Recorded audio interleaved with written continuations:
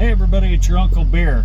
Say what you want about the 80s, kids, but I tell you, you can't hardly beat the 80s as far as music and movies went.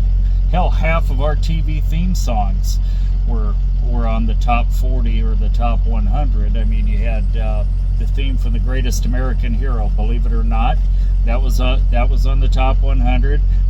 The theme from Miami Vice, the theme from Cheers, where everybody knows your name, the theme from Hill Street Blues, which, by the way, Hill Street Blues, that was written and done by a guy named Mike Post, and on that particular theme song, he had the help of legendary guitarist Larry Carlton playing guitar for him on that. But if you look up Mike Post, his career, holy crap, he's had a bunch of them.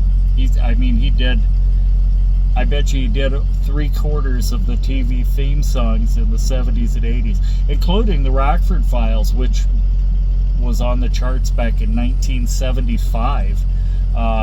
So yeah, I mean, it was crazy back then.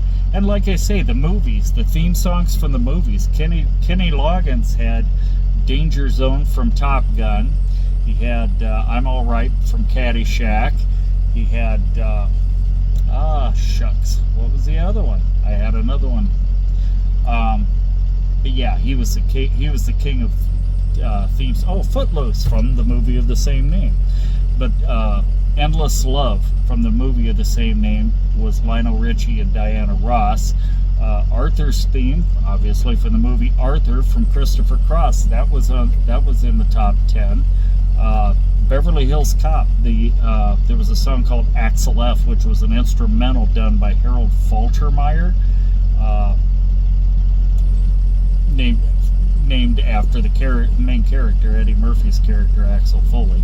But that was on the charts, as was The Heat Is On by Glenn Frey and Neutron Dance by the Pointer Sisters. So I mean, our movies were just to the hilt full of hit songs. So yeah, sorry, today's music and movies. Oh, and yeah, we didn't have computer graphics back then either. We actually had stuntmen. You guys, you know, when they do a car jumping over something now, they drive the car up to whatever they're going to jump over, and then the computer graphics people, you know, they make the car in computer form, you know, jump over whatever it is.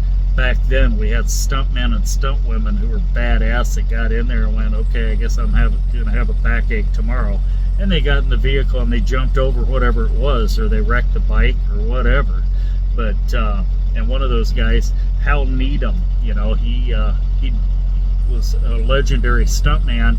Ended up directing a lot of movies, most of which were basically movies that were stunt after stunt. He did Stroker Ace, The Cannonball Run, The Cannonball Run 2, Smokey and the Bandit 2. You know, it was basically all of the action-packed. Oh, and Hooper, which was a movie starring Burt Reynolds and Brian Keith about none other than the stuntman industry and stunt women. Anyway, so yeah, it's really hard to beat the 80s, you know, as far as music and movies. So anyway, everybody have a great weekend, okay? Go watch, kids, young people, if your parents have a DVD collection, go ask them what movies they got from the 80s to watch with them, because seriously, it just rocked back then. Talk to you later.